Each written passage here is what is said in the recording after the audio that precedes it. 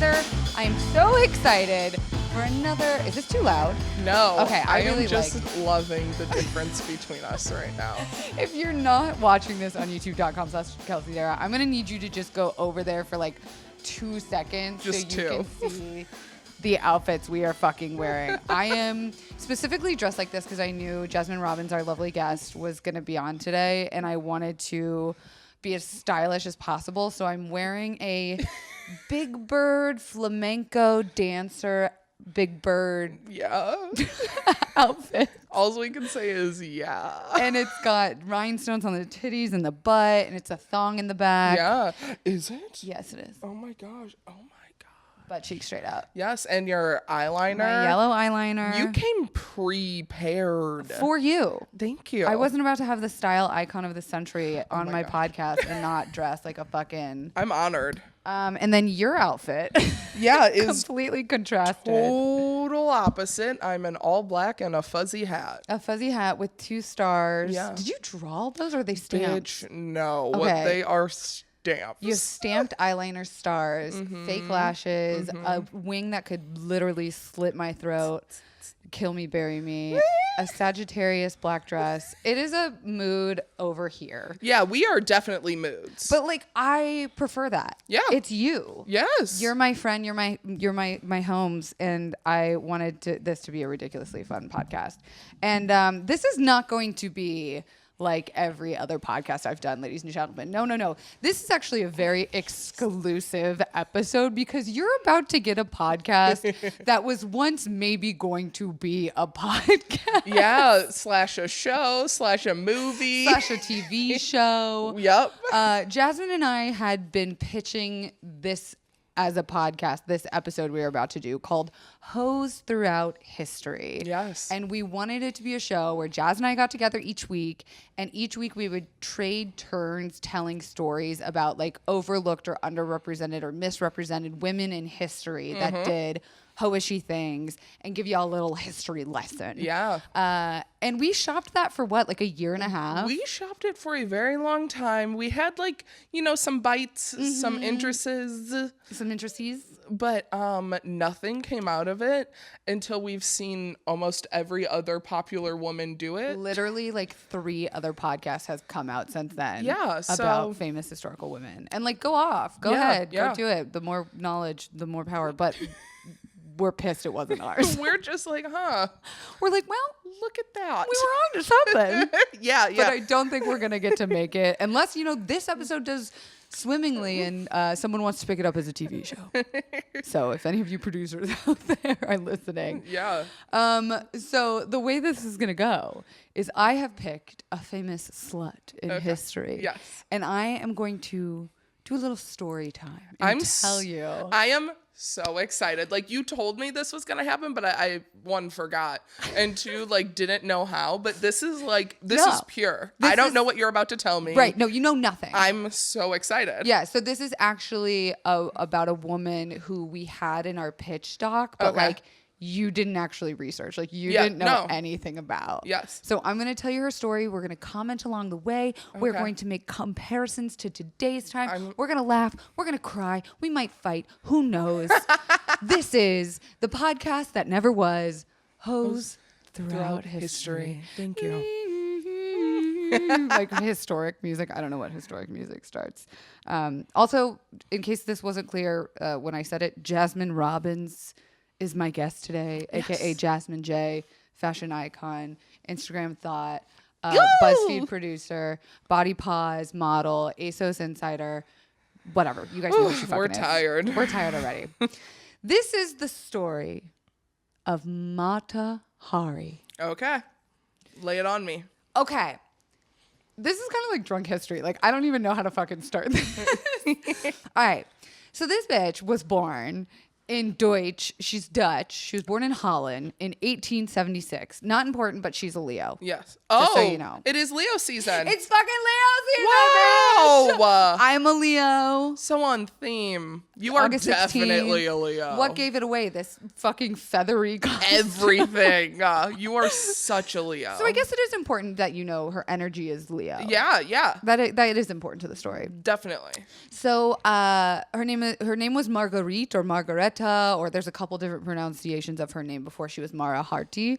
So I'm just gonna call her Margareta for the time being. Okay. So Margareta was born into a middle to lower class family. Okay. And her father went bankrupt on oil when she was a teen and actually left the family and ran away with a thought to Amsterdam, leaving Mata, the oldest of all the children, Margarete or whatever her name is, with all the rest of the kids and her mother, who died suddenly thereafter. So she was just like, from the get-go, lost everything as a teen. So she's already like, I'm fucking over this life. Right. I didn't ask for this shit. And literally.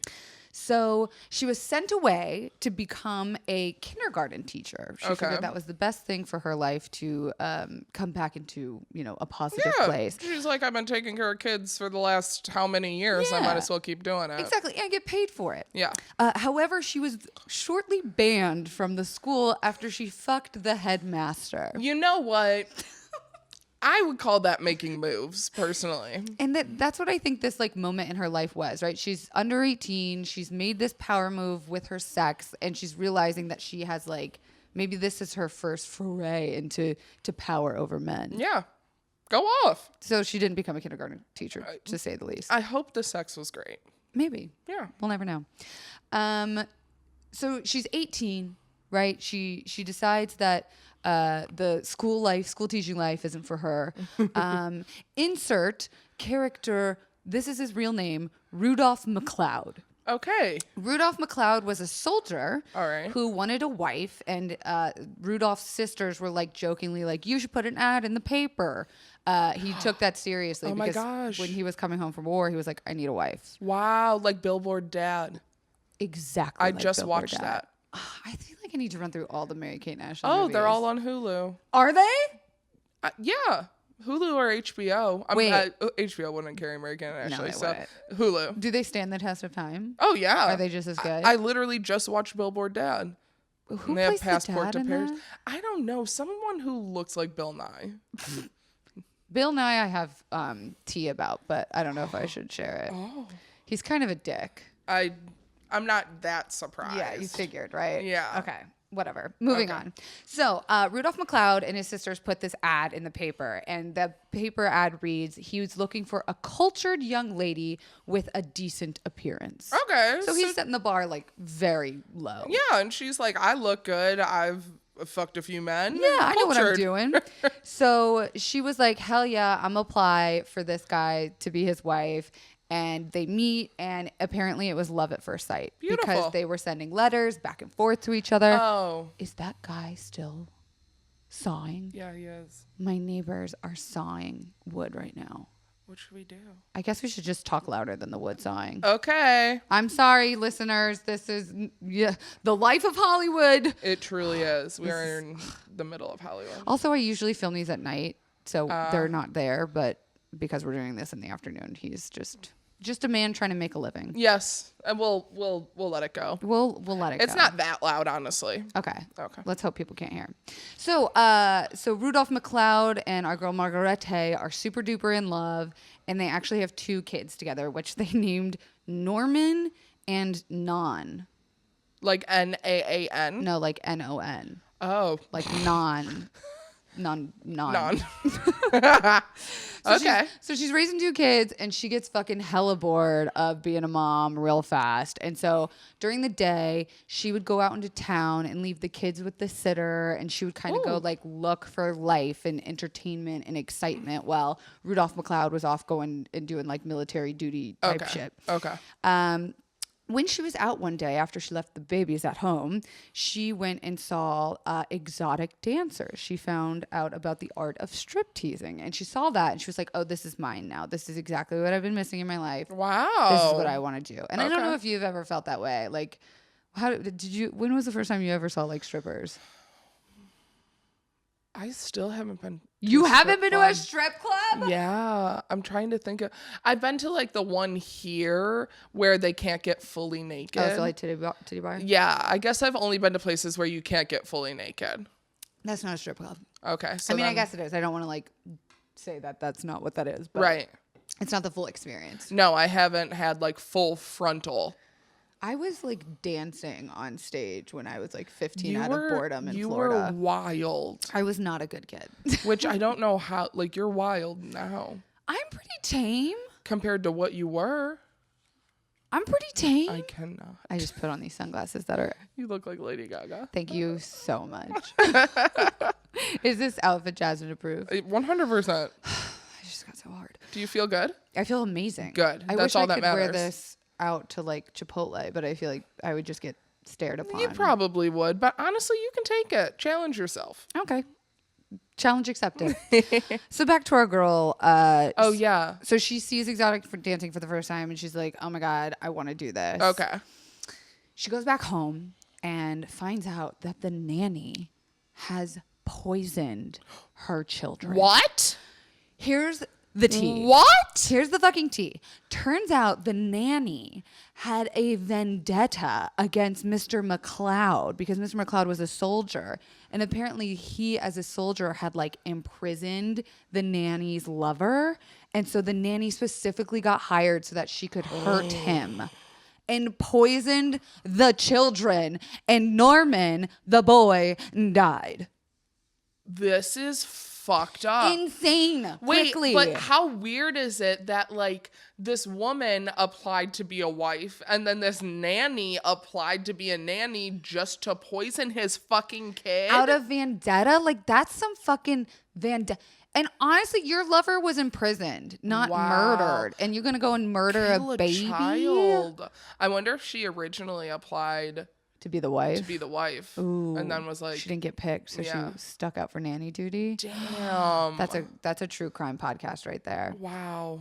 Okay, so obviously they're distraught. It really fucks with Yeah. their marriage. The daughter survives, but they just can't get like their marriage back on track after the child dies, after Norman dies. Okay. And so Papa McLeod starts a drinking real hard and yeah. starts abusing our girl. Okay, like Margarete. physically? Like physically starts abusing her. Okay. And she's like, I'm not here for this. I mean, obviously, I think back in the late 1800s, early 1900s, it was probably a lot more acceptable to have a husband that does things like that, and you can't leave them. I mean, he was a rich man. She comes from nothing. Literally. And so she probably really didn't have much of a choice. Yeah.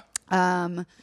So the dad ends up taking the daughter from our girl because... Which that's scary alone. Yeah, because he hired 2 private investigators to follow her around. The mom, our girl Mata.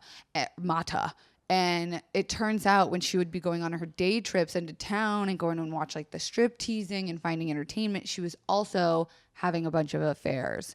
So he basically had these 2 investigators following her around town because he wanted the daughter. Wow. And like used her affairs. Yeah, to be like, this is an unwell, unkept mom. She Yes. shouldn't be with with this child. Because she's having sex with other men, which I think back then probably was a lot more common. I than think we so realize, too. Because there were so many kempt women back then who didn't actually want to be with the guys that they were with. Exactly. So For the record, Yes. you keep looking at me and I can't see your eyes. I will take these off. But no, it's cool. I was just I'll put them on my head. I was just letting our viewers know. Still part of the outfit. Okay, so Papa McLeod gets the baby, and Mata was like, this is it. I'm done. I'm done with the domestic life. Yep. I want to go to fucking Paris. So she's like, I'm going to leave this Holland place because there's nothing left here for me. Right. And she was quoted saying that she went to Paris because she thought that that's where all women who ran away from their husbands went. Okay. Which I feel like that's kind of a fun, Fair enough. like, way to think about it. It's just a Yeah. bunch of women who are fucking over it, gathering in Paris to do Parisian things. Yeah, if you needed an excuse, that would be it. Yeah. Mm-hmm. So What do you think that is now? Tulum. I was gonna say probably Los Angeles. Right? Honestly, it might be. Or like Coachella. Yeah. Bitches are like, I just want to get away. Yeah. Yeah, Tulum. Palm Springs. Oh, Palm Springs. Yeah. Wives love that shit. Yeah. I feel like every day a bitch is going on a trip. Yeah. Sometimes I feel like I'm the only person at home all day. You aren't, because I am too. Yeah, let's get a little tea, just like a sidebar. Are you still working at BuzzFeed? You know what? I am there freelance, so I'm not there full time anymore, which means I'm at home a lot more. Do you like it? It's been like, what, 4 weeks, a month? Those are the same. So I'm still getting used to things. It's a transitional period. Oh, yeah. Like, Plus, I'm in my Saturn return. Ooh. Plus, yeah, I'm not supposed to feel good about anything until literally January. Oh, no. Yeah. That's like 6 months. I know. Oh, shit. How do you prep for something like that? You just take it all in. Just take it. That's what I'm doing. Lie back and take it. Mm-hmm. And one day it will be enjoyable. That's honestly, 2020. Okay, so back to our hoe through history. So she's in Paris. She goes straight to the most expensive hotel, and she's like, I'm gonna find a man to like let me stay here and put me up in this hotel. So she starts like sleeping around and finding different sugar daddies. And for even a period of time, Mata was a nude model for artists because, you know, like the art renaissance. Yes. Some of my then. favorite, I mean, very problematic in, you know, race, diversity, everything. But some of my favorite, Renaissance had a lot of body types. Yes. You know, they were really appreciative about curves and showing like the natural woman. I don't know if it's like for good reasons. Yeah. But well, I feel like that's something worth noting too. I talked a lot about this with my nutritionist. Just like for the majority that Earth has been Earth, curves have been like the ideal body shape. oh yeah. And in a lot of other countries, it still is. Yeah, it's just been regulated recently of how curvy. Exactly. You know? And the times will change again. It's cyclical. It's just like fashion. Like what was in the 80s is not in the 90s. It's changed in the 2000s, and I bet you it's going to fucking change again. 100%. So just know that, people listening. Okay, so she's modeling as an artist, but it wasn't enough money. So she decided to put her love of striptease to full time. Okay. So at first, she had named herself Lady McCloud, exotic dancer. And then some hotel club owner was like, nah, fuck that. You don't need the McCloud. Yeah, it's a little long. Fuck that guy. You're taking your husband's last name. He's a piece of shit. Yeah. You need to be Matahari, which means eye of the day in Malay. Okay. So she's eye of the day, which Beautiful. I don't know what that means, but I don't either, but I'm into it. like the hot ticket item of the day. I yeah, guess. you think it's like the hottest point of the day. Ooh, yeah. Yeah. Okay, so she accepts that name, and here we have our girl has transformed to Matahari. So she had no training, and she started entertaining Parisians. She was like an overnight sensation because there had never been this type of dancing before in Paris. Yeah. However, my little radars go off. That's like a little bit problematic because she saw this dancing by Malaysian women in Holland first and was like, I'm going to take your dance and then just show my titties. And now this is a new form of dancing. I mean, basically everything has been appropriated from people of color. Literally all throughout every culture. History. Yeah. Culture. So it doesn't surprise me. Yeah, it doesn't surprise me at all. Great for liberation. Terrible for like, because if that would have been a woman of color up there doing that, they wouldn't have happened. No, not at all. Not at all. So she's like I said, overnight, all of Paris is talking about her. She was described as a dark beauty, voluptuous, and tragic. Because a lot of people actually think that she was Hindu because she came. Is Hindu the right way to say? I do not. Hindu, darker, deeper skin tone because she had a very like dark complexion to her. She didn't look like a Dutch woman. Yeah. Okay. So all of a sudden at these clubs, all these journalists are coming and they're writing about her because they've never seen something like this before. And she starts touring around Paris because she's like making so much bank. Wow. And at all these types of clubs are really wealthy businessmen, high-ranking military officials. Always. She's just like collecting sugar daddies left and right, making over 1,000 francs a night, which is like a little over $1,000 US a night. Back in the early 1900s. A night is insane. Wow. So she starts touring, and that's where she starts experimenting with not only dancing for them, but also becoming sort of like a high-class escort. Okay. Because, like, wouldn't you, if your whole life was revolving around clubs, wouldn't you find a way to be, like, social in it, too? I mean, okay, let's define what an escort is. Being paid for company. And that can go... From what I understand, that is a whole range of where kind of you're in. I mean, everybody's in control, but it could be company like, let's sit and talk. Yeah. It could be company like, okay, we're going to fuck. Like, okay, we're just going to make out. We're going to cuddle. Like, it's a whole range of things. There's like very hard lines for some women. For sure. And I don't really know that like male escort. Isn't that gigoloing? I have, again, no clue. Well, so she starts doing that. Okay. So the lines are kind of getting blurred.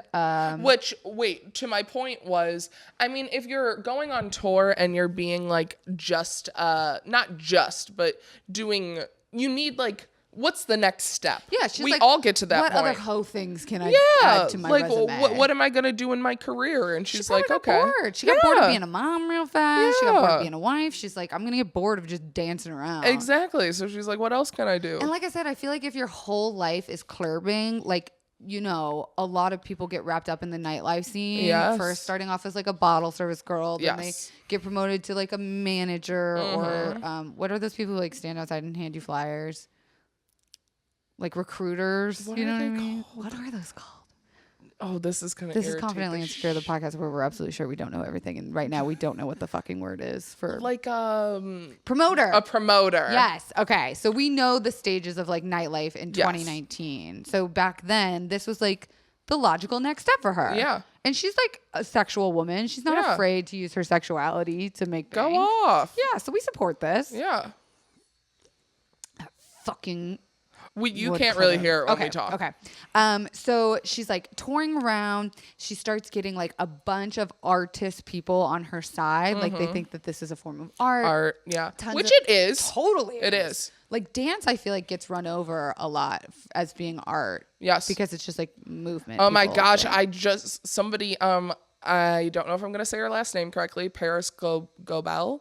Oh, I think I follow her. She did Justin Bieber's Sorry video. She did Jason Derulo's videos. She's done so much. She just did, I believe, Sam Smith's video. And that was literally her tweet was saying that people sometimes don't consider dancing as art because it's just so like, it's so all over like all of our social medias and it's just like a trend. It's like a fad. Anyone can do it. Exactly. But like, no, like the shit that people are doing is literal art. And I feel like that's a scene you also hang out in, right? When your whole life is dance, like the same way if your whole life was clubbing. Yeah. So she starts hanging around like different composers and critics and plus you hang out with a composer or like a musician and then you have a playlist on set. She's a smart lady. Yes. And then she even made friends with an opera singer, an operatic, and they put her in an opera to dance. Yeah. So she's like expanding her brand. Making moves. 100%.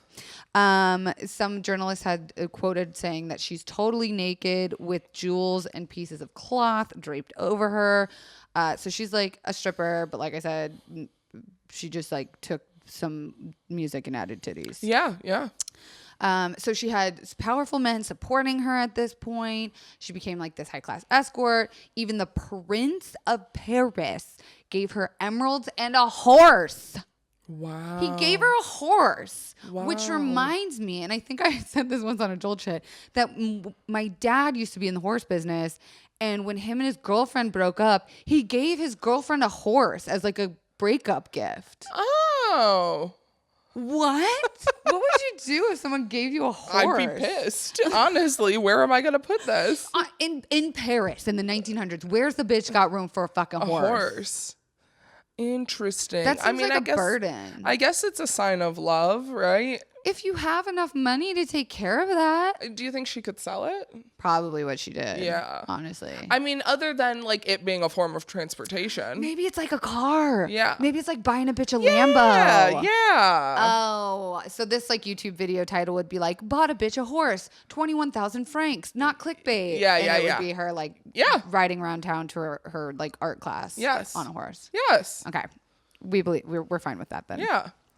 So she's got a horse, she's got emeralds, she's got everything. She basically reinvented her past, and no one really knew her true story to her past. So like she's very mysterious because no one knew where she came from. Like, who is this She's bitch? the talk of town, but she's got no like resume. Yeah. So she did this for 10 years, raking in the dough without any trouble. Okay. So let's say from like age 20 to 30, she was just living the Instagram influencer life that you could, of your dreams. Right. On boats, fucking swimming in jewelry, Having horses. dicks just all over your face.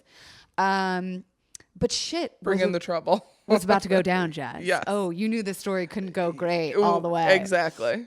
So cue the outbreak of the First World War when she was about to turn 40. Okay. She started getting less business because the war was kind of ruining everyone's like mental well-being. Yeah, no one's like thinking about, like going to see beautiful naked women. They're It's like, not like we gotta go to laissez-faire. war. Yeah.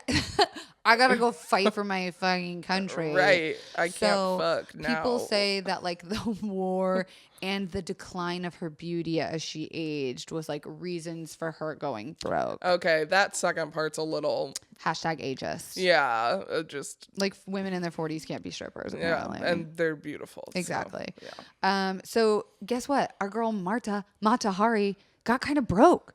She was spending recklessly. Well- she wasn't saving in her 401k. Yeah. She didn't realize that like this was all going to eventually end one day for her. Yeah. So she decided to go back to her hometown of Holland. Okay. Because she was like, I can't afford to live in Paris anymore. And she found this old fogey military man, sugar daddy, who would like put her up and pay for her to stay in Holland and like try and live a normal life. Go off. And another military man. Yeah, I feel like that's Bitch just got a probably. type. I feel like that's also more common than now. Yeah. Yeah. Because back then it was like a sign of something. Yeah. more. Yeah, for sure. I feel like I don't meet a lot of people in the military now. I was going to ask in LA, I feel like we rarely even run into the LAPD. Yeah, I feel like if you were in LA and you met someone from the military, it would be like- in San Diego Or because like that's where the out-of-towner. military base is. Yeah. Or But the we army don't. base. What do you feel about a person in uniform? Oh, they're hot. Yeah. Yes. Like a firefighter does it for you? I feel like it's so stereotypical, but so goddamn true. Anytime I see anybody, I mean, it's like the first thought that comes to my head, like hot. And then after that, I'm like, okay, but are they problematic? Are they fucking racist? Are they terrible? Are they this? Are they that? Normally, though, if I see a woman in a uniform, I'm like, handcuff me? what's up? Fucking do whatever you do your worst to me. What's the law? How do I break it? So our girl Mata obviously has a thing for men in uniform. Yes.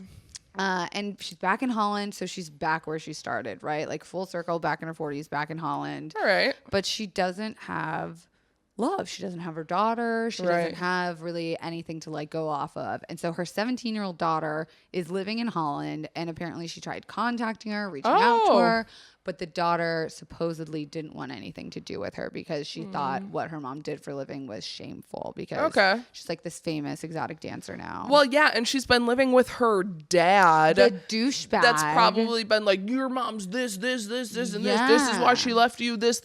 When really it was like him being a little bitch sneaky boy. bitch. Yeah. And honestly, the reports said that people in town, it was like a big deal because it was like they were both living in the same town, and people were always like, oh, are they ever going to of run into each other.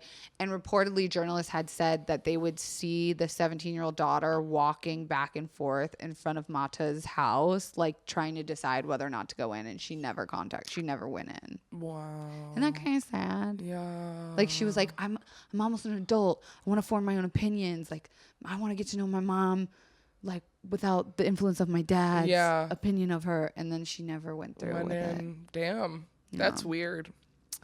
So daughter didn't want to holler at her. And so Mata was like, this is too hard for me to be living this close to my daughter and not have a relationship with her. So she's like, I want to go back to Paris because I left a bunch of shit there and maybe I can get it and sell it. My fucking horse is dying. No one's feeding it. And at that time, as the war was going on, the Germans were looking for spies. And I don't really know what that means. Like, did they just put a call out in the fucking paper, like, looking for spies? You want a spy? Come work with us. Yeah. Ever had an interest in spying? Right. And apparently they were really interested in recruiting Mata. Because of what she did. They thought, ooh, this will be an angle that no one's thinking of. There's not really like women spies. 100%. This was genius of them, honestly, because it's like she already has a name for herself. So people aren't going to be like, oh, that's Mata the spy. They're going to be like, that's Mata the hoe. Like, look at her, you know? Yeah, we're here to see her titties, not like... She's not going to be spying. Espionage. Yeah, no. This was very intelligent. No, and apparently back in the day, there were like rules of war. And one of the rules was that like women couldn't be spies. So the Germans were like, we're going to blow a fast one on you. Or whatever German accent. Not going to do one. Thank you. You're welcome. So in 1915, she was hired by the Germans. Okay. And they gave her money and a code name, which was H21, which I thought like, think of a better name. Like, what does H21 mean? Okay. And so they gave her money on the hopes, on the promise that she would bring back intelligence for them. Okay. So because of all of her connections. Oh, that's easy to do as a woman. Right. You just show a little boob, get them having a drink real quick. They can tell you all of their problems. Exactly. So the first time the Germans recruited her and paid her all this money to go to Paris, apparently she scammed the fuck out of them. And all she did was go to Paris and get all of her shit and like partied a little bit and then came back to Holland and was like, I need more monies to spy. Oh my gosh. Like talk this about was amazing. Scammer. She was like, yeah. I'll go to Paris and I'll get you all that good information. Yeah, you guys want some information? Here's the money. Here's the fucking money. So she scammed the fuck out of them the first time. And when she returned back in Holland with no secrets. She was like, listen.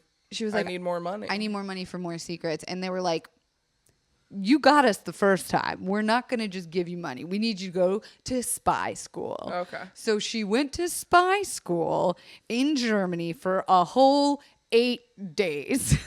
I thought you were going to say 8 years, 8 months, 8 days.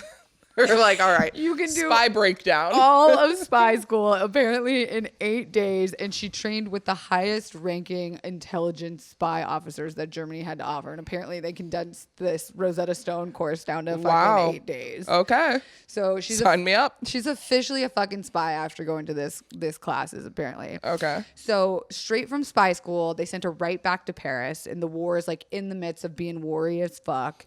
And in Paris, it was a totally different city. Everyone in Paris was paranoid as fuck because of the war happening. And there was even treatments and articles being written about spy psychosis because people were so paranoid that it was literally driving them mad. Yeah, I'm sure. And so people were like always looking out for spies, apparently. Like you wouldn't know what one looks like. Exactly. But apparently it would be like, the milkman's actually a spy. And then they would kill the milkman, and the milkman wasn't actually a spy. They'd be like... And then the spy psychosis. Oh my gosh. So while Mata was in Paris doing her spy shit, she fell in love with, do you want to guess? A 20-year-old Russian military man. Okay. He was 20. She's in her 40s now. Go off. And she married him. And apparently the war made people do, in quotes, some crazy shit unquote. And so this was not really uncommon for her to be like a cougar. Okay. Because people were just like, the war's fucking happening. Let's FOMO. go YOLO. off. Like they were just doing shit left and right. Okay. So apparently her marrying this young Russian military guy was like no biggie. Right. Nobody gave a shit. Okay. Yeah. So no one cared. By 1916, thousands were dying daily in the first war. So like shit was pretty bad at this point. Right. And while the whole world is falling apart and everyone's dying, Mata. Oh, I forgot to put. Sorry, my mom's trying to call me.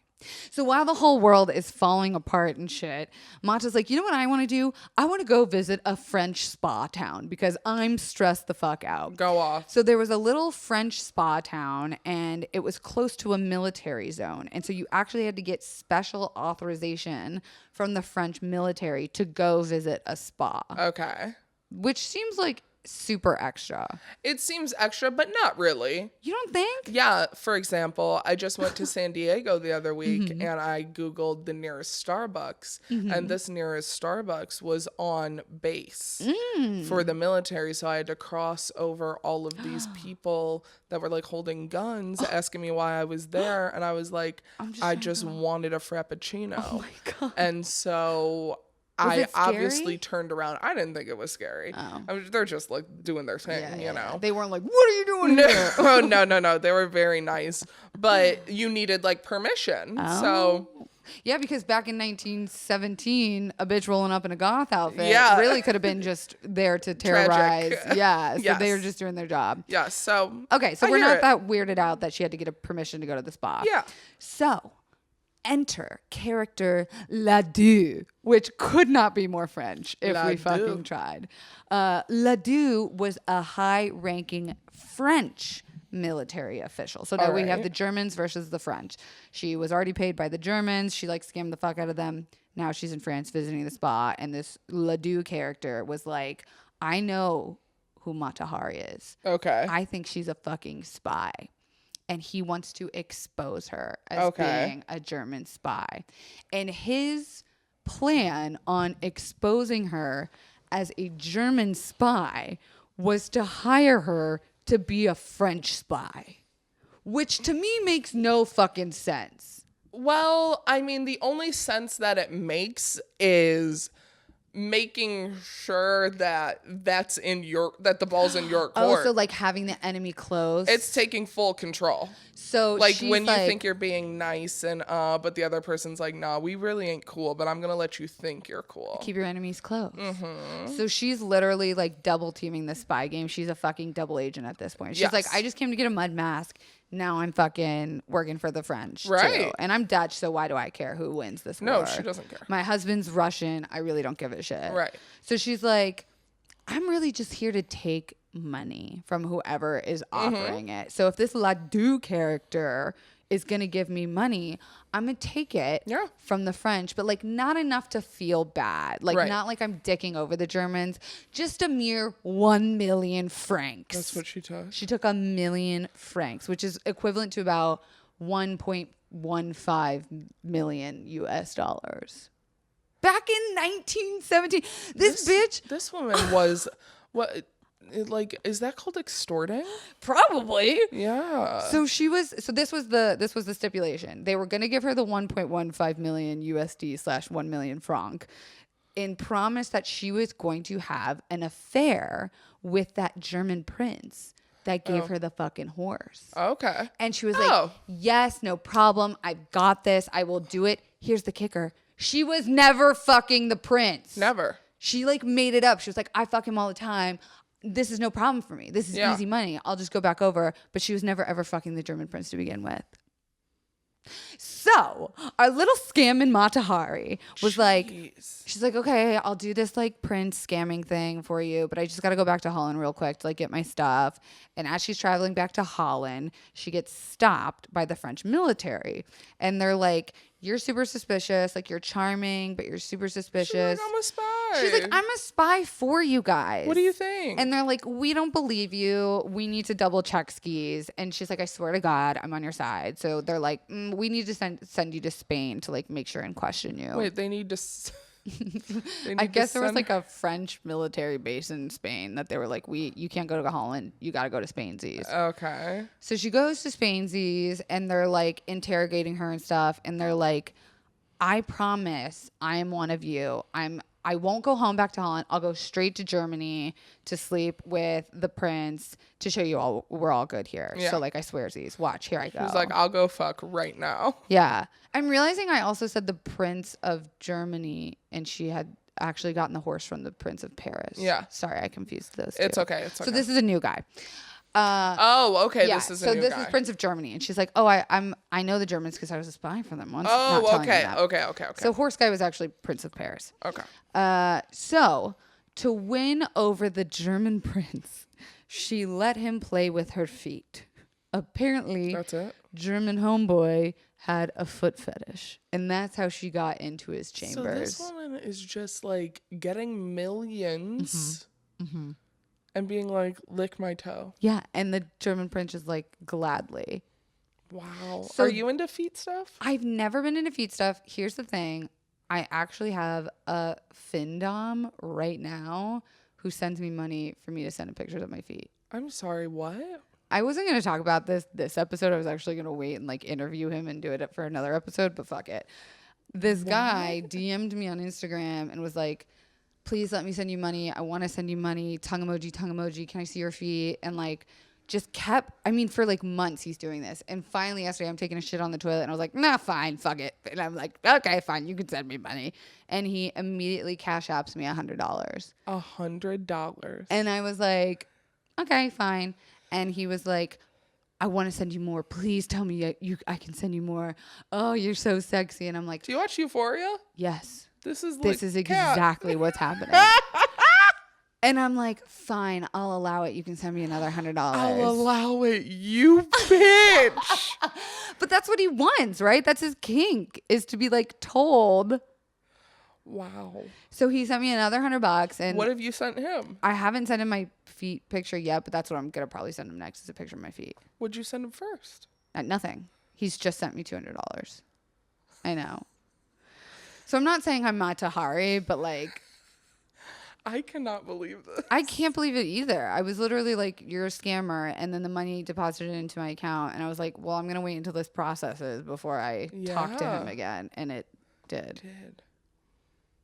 Wow. I think I'm going to have like my sex therapist come on and actually talk about different kinds of kinks like that. Yeah. I'm not. No. Sorry to come off if I'm judging. I'm not. You're whatsoever. literally smiling and supporting me. I did not think you were being judgmental at all. This is not what I was You've never expecting. had someone slide in? Oh, all the time. And? I just never answer. Bitch! You're passing up good money. But you, no. You wouldn't sell pictures of your feet. Nobody asked me for my feet. Oh, they want like nudes? Yes. I'm a fat bitch wearing little to nothing on my Instagram. What do you think they want? Well, as my feet? I never got the foot thing, but I actually learned this from my, how do I say it, neuroscientist friend, that the foot pleasure receptor is right next to the pleasure center. Like the like physically on synapses, your foot? Yes. Is right next to the pleasure center in your brain. So the reason why people have like extreme foot fetishes is because it's right next to the pleasure center. Yeah, I watched an episode of Shameless where Lip like couldn't fuck and just couldn't like do anything or fuck any girls, and he's like known to fuck girls. Yeah. And then somebody gave him like a foot massage and like kept on pressing on the pressure point in his foot, and then he was like fixed and could yeah, legit. So I guess like when people think about feet, it's right next to the pleasure center, and so it starts going like some wires may or may not be crossed. Wow. Yeah. Anyway, we've learned so much today, and this story is not done. We're not even over. We're like rounding out Act 3. Okay, so she lets German Prince play with her feet, and they get really comfortable with one another. And one night when they're hanging out, he's like, ugh, I'm tired. I have like all this fighting to do with the French, and like we're planning on attacking them, and so like I need to go to sleep. And she's like, whoa, oh, you plan on attacking? She's like, I'm tired too. Yeah. And so Mata writes a letter to her Ledoux friend back in France and is like, man, here's some super solid info that you've been waiting for. Y'all are about to be attacked. Which, like, a letter. So I'm just glad you said that. Because one, couldn't someone open that? Two, by the time it got there, do you think they already would have been attacked? I guess this was like the only way of getting a message. I would have gone my damn self. I could have gotten there as fast as the letter. She has a horse. Yeah, at Why did least. she fucking hop on her Lambo horse? She's been letting some guy suck her toes for the next past few days. She could leave. I'm glad you said that because obviously when Germany was at war with France, they had people checking the mail. Yes, you do that. And anyone that was like suspicious, they were like, we're going to monitor their mail. All so right. someone. She wasn't the smartest. Yeah. So someone like intercepts the letter. Duh. But then like lets it go through because they don't want it to be like flagged or whatever. They were like, I'm gonna read this, know that it's happening, but also maybe I'll just tweet about it later and laugh instead of saying it. So like as this is all happening, Ledoux is like, we need to expose her as a double agent because she's like a bad spy because she's dumb enough to send this shit through the fucking mail. What is she trying to do? Is she trying to actually double cross us and actually get caught? Like fucking she went to spy school, didn't she? Like she knows not to mail shit. She knows not to fucking mail a letter. So like Ledoux is like, I don't trust her information. Like, I don't trust that she's telling the truth. And guess what? The Germans attacked the French and 50,000 soldiers died. Wow. So it's kind of like... You know Ledoux was just like sitting there a few days later being like, did he live? So here's the kicker. He lived, but after the war was over, he actually got accused of people saying he might have been a spy too. Like he was the highest ranking official in French military, but may have also been a spy himself. You know he was sitting there after the war a few days just being like, I should have fucking she was right. Believe women #. She was fucking right. So the Germans are like reading her telegrams, right, when she's sending through the mail. Yeah. And they're like, bitch, you're exposing us to the French. And so like, how can we like handle this? How do we handle her? Because we don't know if she's working for us. We don't know if she's working for them. So the Germans are like, we're going to send some like radio codes over the air that we know the French are intercepting. And we're going to like expose her code name. Remember her code name was H21. And so they're like, beep, beep, boop, boop, beep, boop, boop, boop, military stuff, beep, boop, boop, boop. H21 is definitely Mata. Beep, boop, boop, boop. Don't let the French see this, boop. And they're like, the French definitely fucking saw it. So in this weird way, like the French and Germans are kind of working together. Like we both know something's up with Mata Hari, but we don't know who she's actually like working for. Right. So finally, Ledoux is like, fuck this. Let's go arrest her. I'm done. Like all these people just died. This is fucking it. So this was his only worry. Yeah, he's like, all this shit happens, and he's like, this woman is that keeping woman me up at night. She is making me lose my hair. Yes. So they go to Paris and they arrest her. And apparently, when she was arrested, she's been like famously quoted saying when they asked if she had anything left to say, she said that she wanted a bath.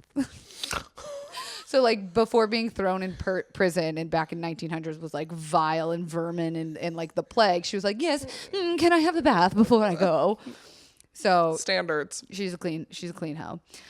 So she spent time in jail and was interrogated and tortured for 2 months. And apparently they sent the highest interrogator to expose her. So they sent like the Christoph Waltz of Inglourious Bastards to like torture her. I wonder what they did. That's scary.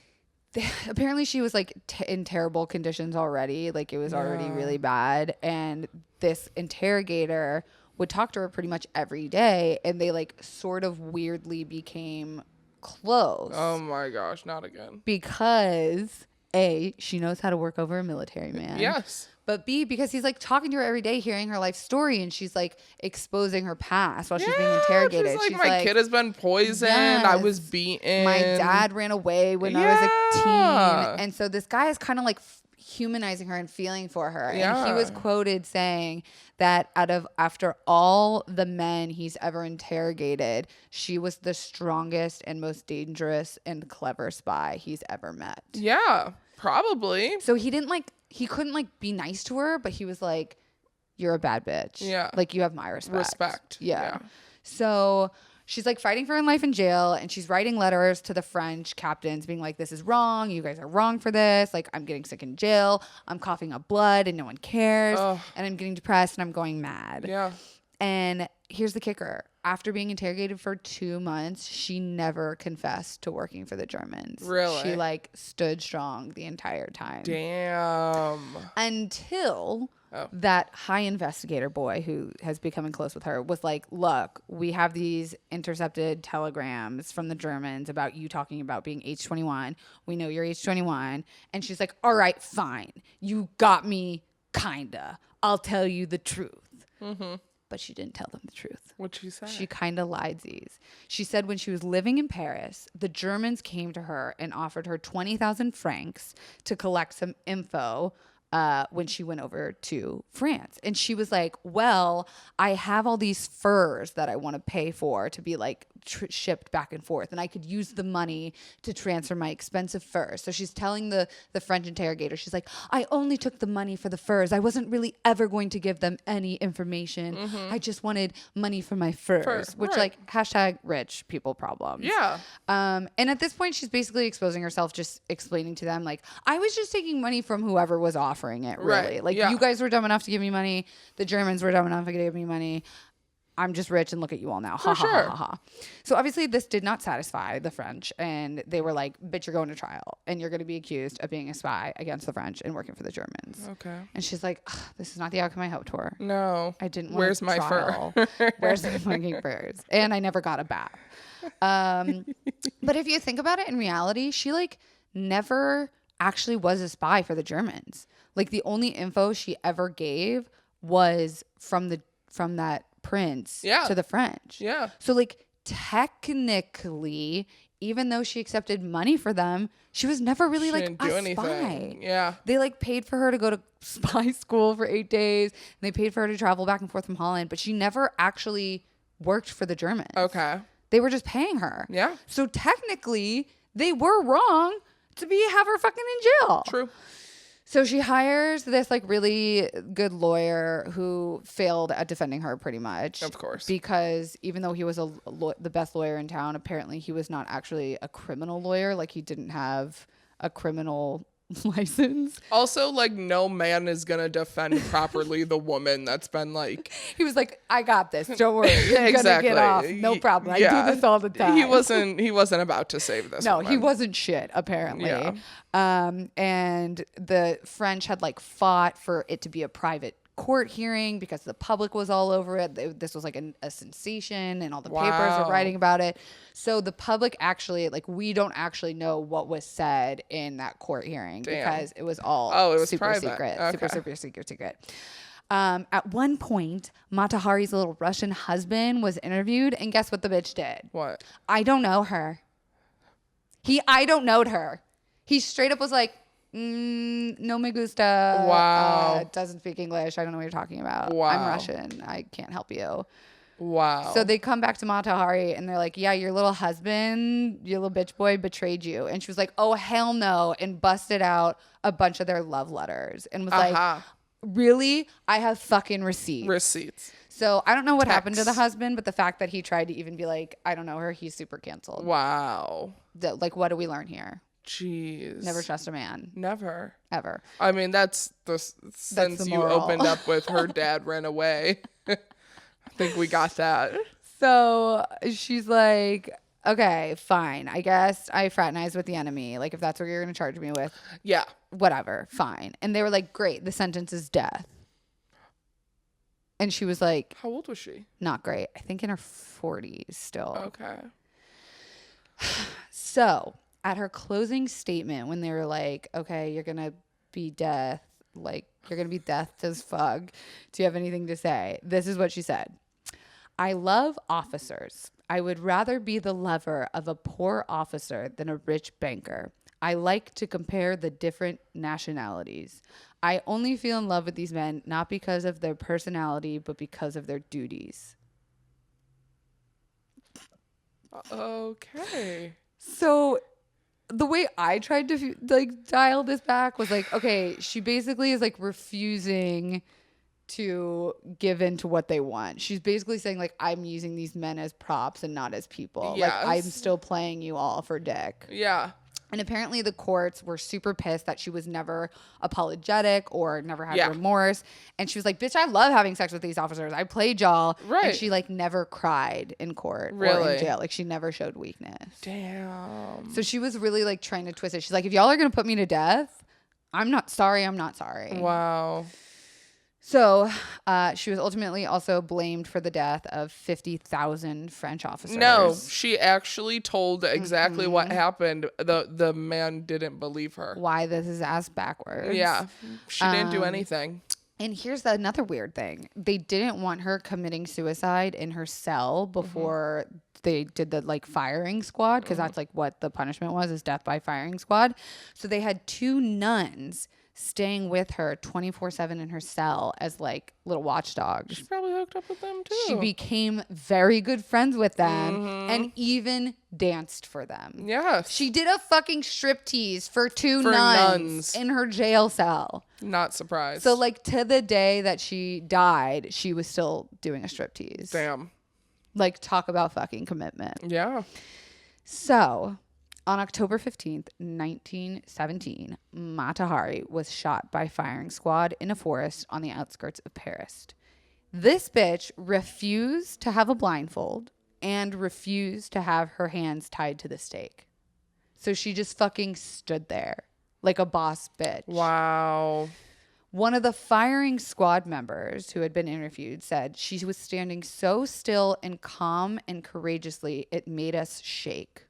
Wow. Just imagine That's like crazy. this guy with his fucking long ass batoon fucking gun and just like, oh my God, this bitch is terrifying to look at because she's just standing there like a goddamn warrior Xena fucking princess. Jeez. So they also said she was dressed impeccably and she waved goodbye to her 2 nuns on the sidelines and then blew kisses to the soldiers who were about to shoot This her. woman. Right? The fucking pettiness. What? Yes. She's like, I'm already going to die. I know I can't get out of petty. this. So I'm going to go out like a fucking boss. Wow. So apparently out of the 13 soldiers of the firing squad ordered by law to shoot her, only 1 aimed at her. Really? And hit her with the first shot in the heart. Wow. So all the other guys were like, whoopsies. They hit a fucking bird in the sky. Wow. So like even they were like, this doesn't feel right. Damn. So The power. The power. So more than 80 years later, they are now making motions to having her sentence overturned. So like now, even present day, they're like, yeah, that was kind of fucked up. Maybe we shouldn't have done that. Well, cool. Like, well, a little too late, homie. A little too late. There's a statue in her town in Europe where supposedly on the darkest night of the year, you can hear the jangle of her dancing nip chains and a girlish laughter. I want to go see this statue. And that's the story of Mata Hari. How? Our I famous feel hoe in history. I feel so good knowing this story. And the fact that we never learned this. What? In fucking college or high school. Nothing. You hear about motherfucking Christopher Columbus and his fucking gang of Right. douchebags. Ugh. But women never get like empowering story. And if we did, like if there was a fucking like, what's her name? Betsy Ross, racist. Yeah. Right? Like we never have. It's never this type of empowerment. Jeez. Yeah. And so like while I'm sure there were very problematic things that about she her, did. Yeah, definitely. I think her legacy and her reputation like it is actually more important now as like a positive force of sexuality and power over men. I mean, like, part of me is like, she also kind of didn't know what the fuck she was doing because she was just a bag chaser. Like, she just wanted money. But, like, who fucking cares? Yeah. Like, I think maybe also her trauma from childhood and, like, the death of her son played a part in her just, like, giving the zeroest of fucks. Damn. She would be an Instagram sensation. I feel like we need, like, a tribute to her in some form or fashion. And there's like a documentary you can watch on her that's like on YouTube. It's kind of old fogey like History Channel shit. Okay. But there's a couple articles and like YouTube videos you can watch about her story. Wow. But why listen to those when you can just listen to hosts throughout history? Exactly. We should do this like monthly. Every once in a while. Yeah, just I like couldn't decide which chick I wanted to do. That's a good one. And I feel like this was a really I good really one love to you start. delivering me everything and I Really? react. Yeah. Okay. Because I know we talked about that before. Yeah. You're a good storyteller. Oh my God, it's only because I like to hear my own voice. Okay. You're great at it. Honestly, that was amazing. And like I feel like this is a story now that I can go to like the fucking water cooler about. and be Yeah. like, did you motherfucking know? No, they didn't. That's the thing. Who do you think is like a modern day like Well, okay. First off, we have this era of people right now that are super popular because they came up? you know. Amber Rose started off as a Black stripper. China. Black China, Cardi B, like Even all, like Pam Anderson a little bit. right? Like all unapologetic, you know? So I think that's like she'd fit in just fucking fine in today's world. And I feel like if this were to happen today, could you imagine the Twitter sphere talking about like a double agent woman? Like, I wonder if it actually does happen and we just don't ever hear about that shit. Yeah. Like, if you put this shit in 2020 as a movie, I would see the fucking shit out of it. Just like the storyline in should we write that movie? That's crazy. It's like Ocean's 8 meets Ball or whatever what's that new stripper movie coming out? I can't wait for that. What is it? I have no clue. I feel like it's something really like gangsters. What is like it? Strippers. Ballers. A fucking I know what you're talking J-Lo. about though. Yeah. Like it would be a mix of that. I'm excited for that.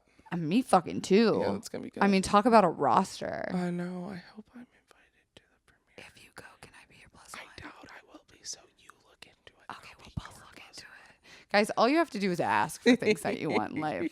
Like, we should just tweet out to both of them and be like, can we come? Yeah, us, please. I feel like that's how I got invited to a premiere back in the early days was I just tweeted and then I got on the PR list and then they just kept inviting me back because I was like giving free promotion. Beautiful. Are premieres as fun as people think they are? You went to the fucking Lion King premiere, Jazzmyne. Let's talk about that for a couple minutes. You know what? Tell me everything. Your outfit was insane. Thank you. I went to the Lion King premiere here in Hollywood, and I went. First of all, I had to go alone. I didn't know anybody. I did get a plus one? I did know people there, but I wasn't Why? able. Give you one? I was given one. Maybe because it's so exclusive. I don't know. I was given one, and I was like, okay, I don't go to premieres alone. I don't go to anything alone. Any events. You always have like Yeah, Lindsay or someone with me. So I was like, okay, but I'm gonna do this. The whole time going up there, I was like, I'm not gonna see Beyonce, so I'm gonna dress like it, but I'm not going to bet. Tell that the people Beyonce. what you wore. Oh, I wore a zebra print suit. A goddamn course you fucking did. Well, I was like Lion King. You have to. I'm a zebra. I'm a zebra. I would have been like Zazu. I would have been a fucking bird literally in this outfit. Yeah. So I wore a zebra print suit, dyed my hair lime green to match my lime green bra, like specifically dyed it for that event. Oh my god. So I was like, okay, I look Not good. gonna see Beyonce. It's fine. We're fine. Walk through, everything's beautiful. Then usually I skip the red carpet. Why? That's how you get your Getty images. I don't care. I don't care about Getty images. Oh, I do. I want nice pictures of myself to send to my mom. Oh, that's nice. So she can show her friends that it looks like I'm doing better than I actually am. Right. Yeah. Yeah, I don't care about that shit. So I'm like, I'm not going to go. But I was with, luckily Disney gave me like an escort person with thank me. God. So she took all my pictures and she was like, yeah, let's go in the line. And I was like, okay, I'll listen to her. I have nothing to do anyway. So I'm waiting in the line. It's a good 30, 40 minute wait. That's what people don't realize is like the carpet is so annoying. Yes. It's crowded. Yes. You're constantly pushed to the back. Like we have more important people Yeah, here. which I'm like, I understand. Yeah. But I don't care anyway. Yeah. So I was already chill. Yeah. So it was some girl in front of me who I'm assuming is an influencer. She looked great. And then me next. And so this man that works with Disney comes up and like taps the woman with me and is like, she's here. And I literally turned to him, like my eyes got big. I held his arm and I was like, Beyonce? And he was like, Beyonce is 2 minutes away. And then the guy who was like running the line for the carpet was like, Beyonce's here. This might take a little bit of time. Yeah. And I was like, I will let people cut in front of me to see Beyonce. Her? Duh. Obvious. I wasn't about to go walk this carpet. Because then you miss your chance. Exactly. You're like, go ahead. Go ahead. I need to powder up. So I'm like I have 3 phones. Turning on my Wi-Fi, connecting all of my phones. Who gave you a second phone? I got a 3rd phone. What? From a deal.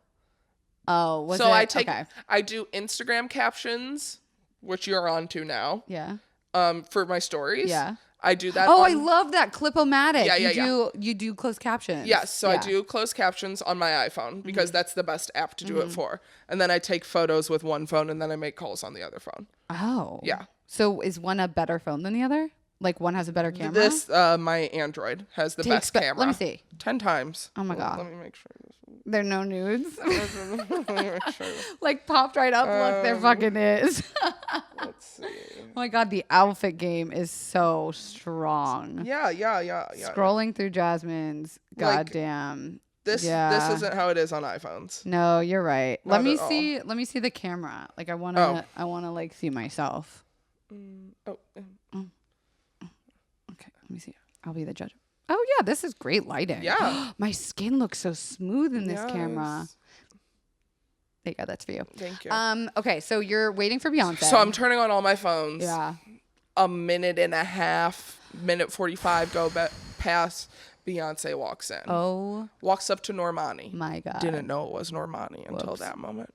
Walks up to Normani. She's wearing her Beyonce. Yes. Wearing her cornrows, has her like jacket with that insane encrusted fucking dress. Yeah. And then Tiffany Haddish walks in. Yes. Wait, doesn't Tiffany Haddish have some like beef with Beyonce because she said some dumb shit at a barbecue? I couldn't tell. Wasn't that Beyonce? I don't know. Anyways, Tiffany Haddish walks in. Chance the Rapper walks in. Steph Curry walks in. Oh, you've got like the roster. Literally everybody pours in after Beyonce. So I'm just sitting there like. Because everyone else was doing the same shit as you. Chance the Rapper was like, can we wait till Beyonce gets here? Yeah, honestly. So then she gets into her little she goes onto the red carpet, which she's like from me to the end of your couch. Oh my God. And you got pics? Yes. Let me see. They're on my other phone. Oh my God. This is absurd. Sorry. So you see Beyonce. She Honestly, glides, I'm she a floats. changed woman. Oh my God. Like, and then of course I had to walk after Ali Wong. Everyone's like, great, we got it. Oh, Ali Wong's cool. Yeah. I walked after her, which I was like, that's cool. Peace. Did you get cute pics? Yeah. Getty images? Yeah. Nice. Mm-hmm. And then you saw the movie? And then I saw the movie, which I could give a shit less about because I was like, Beyonce's in here somewhere.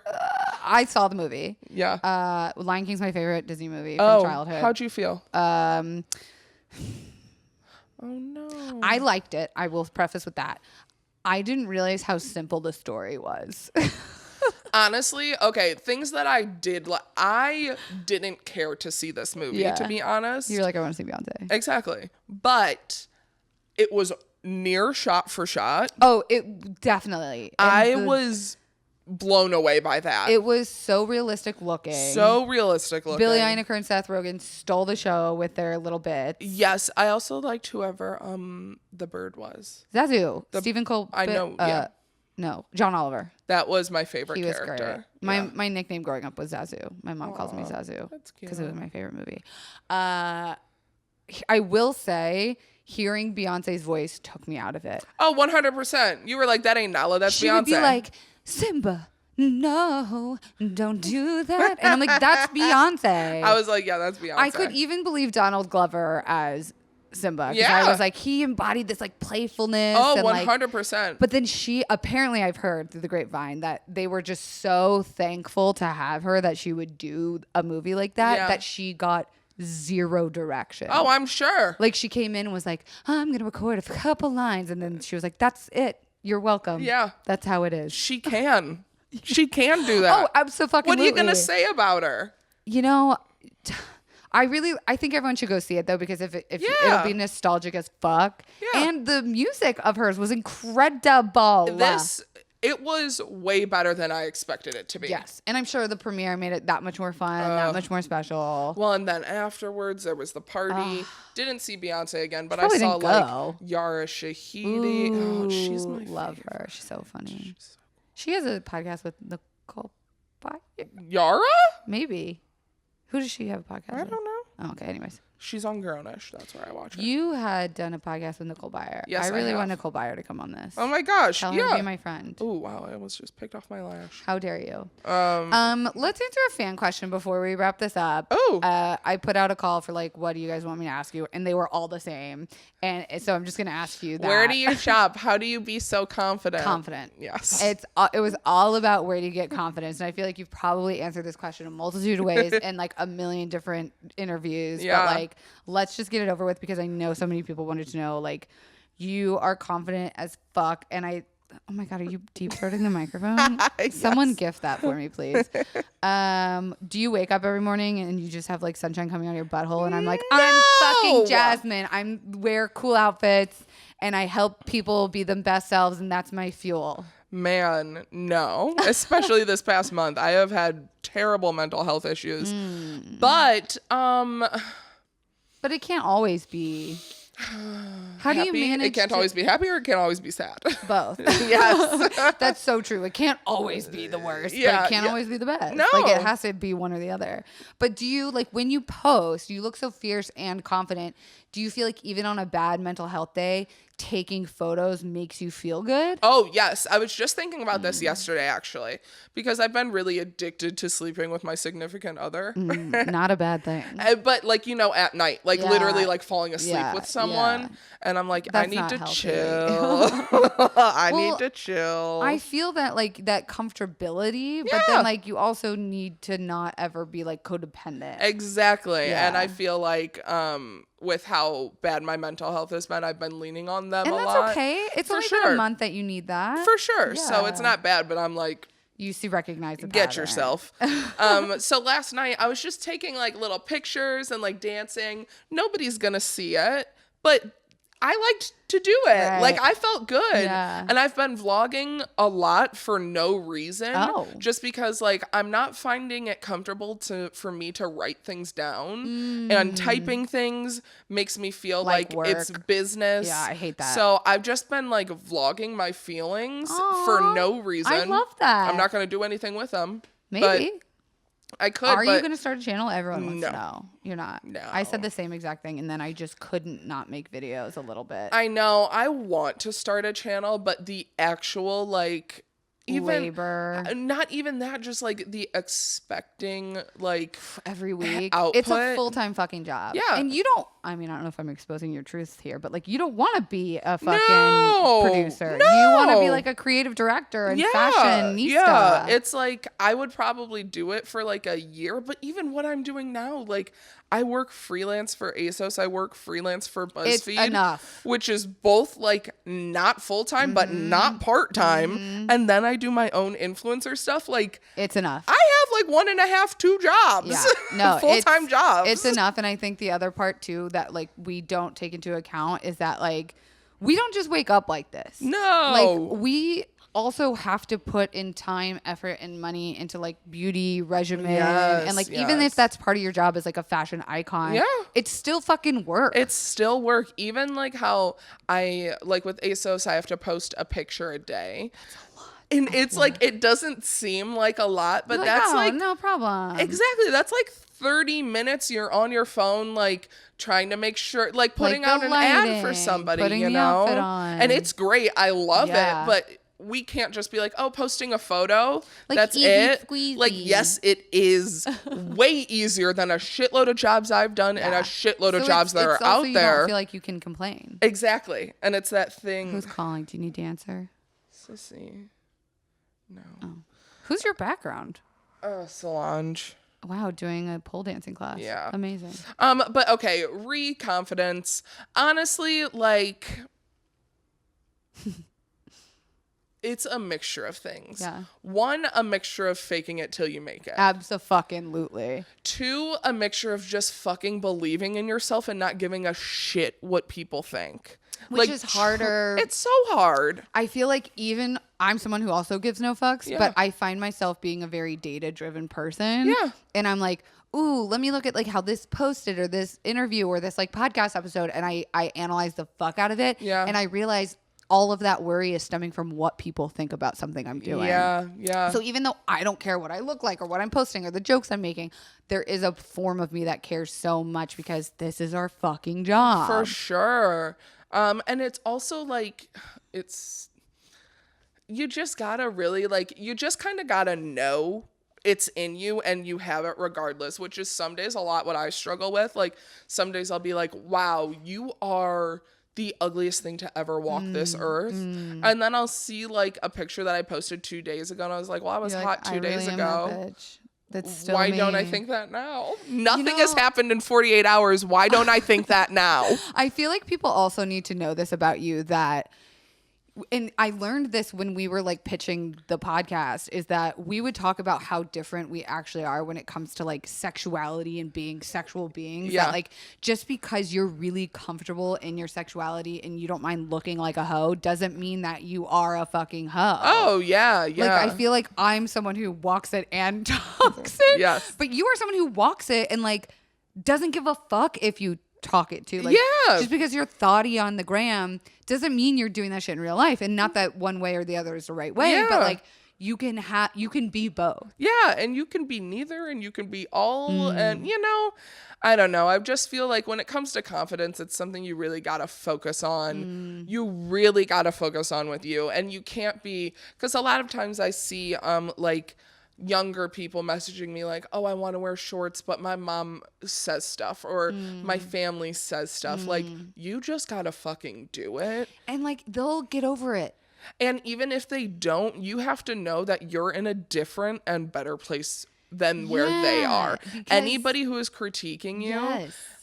unless they are your like 100% friend, like, hey, that's not a good look for you. Like it's not cute and fashionable Yeah, on you. maybe take a second and like rethink the look. But then if you still like it, fucking wear it. And then in 10 years, you'll look at that picture and be like, wow, they were right. Because we all have those photos. Oh, 100%. But it doesn't matter as long as you feel good. That's how I feel about all my Yeah. pictures. I'm like, what the fuck was I wearing? And then I was like, well, I felt good at the time. Yeah, and I think that also to note that it's like never too late to start. Yeah, no, not at all. Because like I've seen your fucking style develop. So much. I had an episode with Freddie where we talked about like, oh my God, talk about transformations with Yes. clothes. And Yes. like Lindsay, I see from the time she started BuzzFeed to now. Now. Like it really is just about growing and getting out of your comfort zone and not being afraid to try fucking new shit. Yeah. Look at me. I look like Big Bird. Oh. And I feel hot as shit. And you are. Thank you, love. Yes. I hope that answered your question, listeners, because I know that was like definitely the number one top. Yes. I love that you were like, confidence. Yes. It's either confidence or where do you shop? You must feel good though that that's like such Gosh, yes. a brand that people relate to. Yes, I'm so appreciative. I want to start making more like content around it. But there's so much that goes into that. She's got plans. I do. I promise. Guys, if you liked this Host Throughout History episode, I would Yes! love to do this once a month. And maybe we could like invite like someone to come Yes! on and do the story too. Let us know if you like this. And Jazzmyne, where can everyone go follow you? Because I know if they're listening to this, they're following you, but go ahead. And tell your followers to help me break 500,000, will you? Oh my gosh, yes. Follow Kelsey. Follow Kelsey. I got to 498 and then I posted that butthole picture and I lost 2,000 followers. Yep, that happens. I lose. When you go naked? No, when I put on a swimsuit, I'll lose like 2,000 to 4,000. Yeah, it's weird. But anyways, Whatever, we if don't you care. do want to follow me, it's at Jazzmyne J, and then follow Kelsey. Jay. Yes. Well, if they're listening to this, they're following me. Let's hope so. Don't forget you can rate this on iTunes. The rating super helps. Leave a comment like this on YouTube at youtube.com/KelseyDarragh. And we'll see you fucking next time. Thanks so much, Jazz. Of course, thank Love you. Love you.